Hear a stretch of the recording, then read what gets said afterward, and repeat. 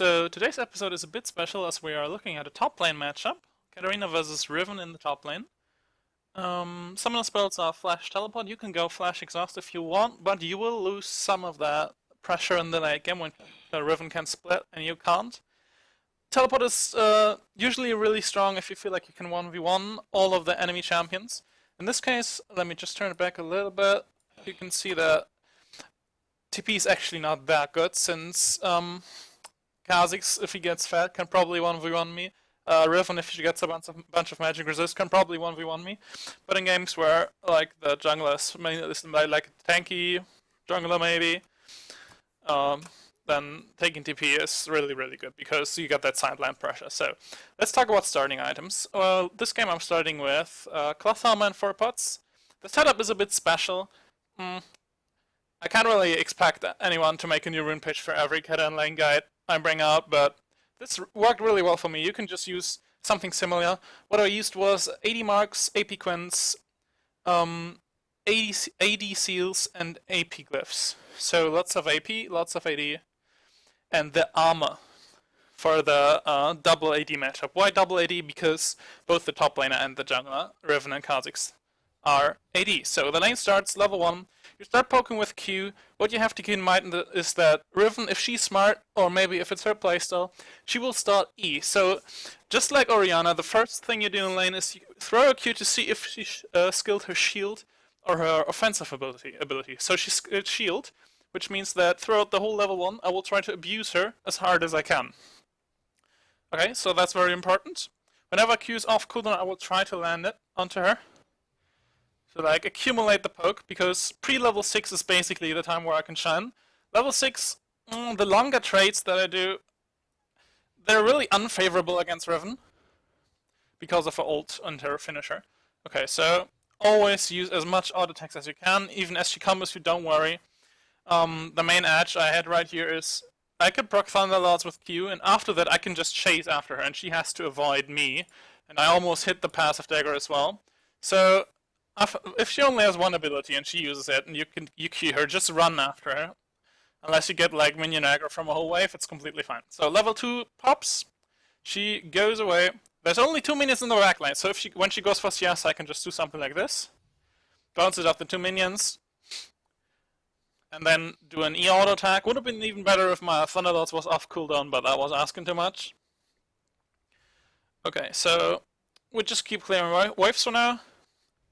Poke with Q whenever I can. I'll try to go for the E-auto attack right here, because she doesn't have Q, and my Thunderlords is back up, but I don't quite get it.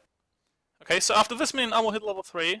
So she doesn't have shield. I'm thinking about if I should go for it. Okay, so now we're in a fight. I mess up right here. I could have probably maybe killed her or gotten a flash.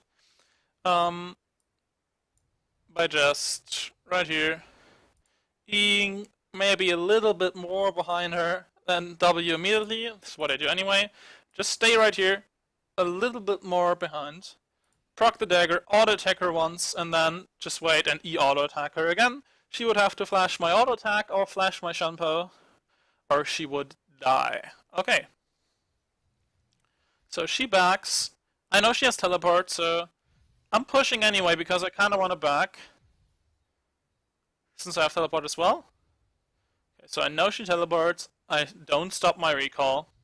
CS is just about even. I look at her items and she's not getting magic resist. Apparently she doesn't have enough money for magic resist. So I stop building a little bit of damage and port back into lane. Now is the time where I can probably abuse her because before she hits level 6. So that's what I try to do. I could have gone for like a ruby crystal, because in this matchup against double AD I usually start Sunfire Cape with Battle Trance. Okay, so I engage with EW, chase with Q, very easy damage. Make sure you use all your shampoos. You have 3 shampoos. The first one for the engage, the second one after you proc the W dagger, and then the third one after all those are gone. Okay, right here I try to zone her away from the minions, which works. But she goes in with the shield. If I went in on that, I would have gotten stunned and probably died. I mean, I could have flashed out of tower range, but if she flash chased me, I'm sure I wouldn't have lived. So good call not going in there. Right now I don't want to push. I want her to step up for CSing, so I can do another EW combo. I'm like full HP, so whenever she walks into Shanpo range and isn't like really close to a tower, I can do a lot of damage. That's what I'm going for. Well, she kind of doesn't want to walk up, and now she does. And I'm thinking she's probably just going to run away immediately, so a Q at first, but I still get her. I have to flash right here, but that's no problem. And here's a cool trick how you can escape after like a tower dive. Yeah, that's really quick. Like, even if Kha'Zix was near, he probably wouldn't have been able to get to me. Now I do something stupid and push out the wave. I don't die for it this game, but it's kind of risky. So, like, oh, just sacrifice those 2 CS and just back, because when Kha'Zix is near, like, after a tower dive, you always have to think about, is the enemy jungle here? Because it's very likely, because the dive takes some time, and the jungler might come immediately when he sees the dive. So if you stay after you dove, then you're probably gonna die. So right here I go for Chain Vest, because it's like the best counter item I can get for Riven. I mean, Balmies is good as well, Balmy Cinder start, but didn't have the money for it, so Chain Vest is really nice. I didn't get the arm guard because I kind of don't want to go for Zhonya's first, because Stunfight Cave just gives me that much more damage. Okay, so she does a really nice combo here and blocks my damage. Also tank a bunch of minion damage, but I have my Chain Vest, so if I didn't have that, I'd probably be like half HP right now. Okay, I let her push me in. Same scenario, I want to try and freeze this as hard as I can. But I also kind of want to zone her, so throwing out the dagger is kind of nice.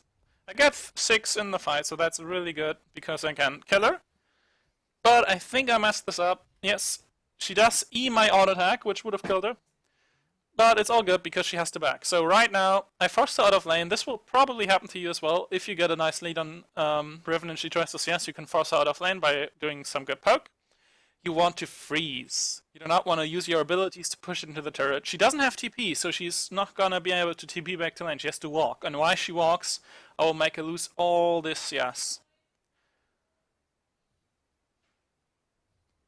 So she's walking and walking, my minions are dying. Yeah, that's basically how the matchup works. After that, she comes back. I engage her once again before she hits 6.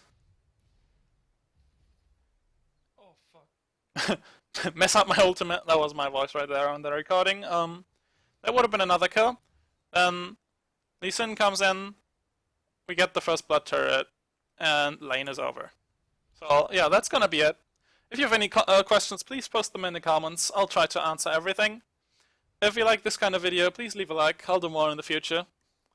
And if you have any special requests for matchup guides, please leave those in the comments as well. And have a nice day. Good luck on the Rift.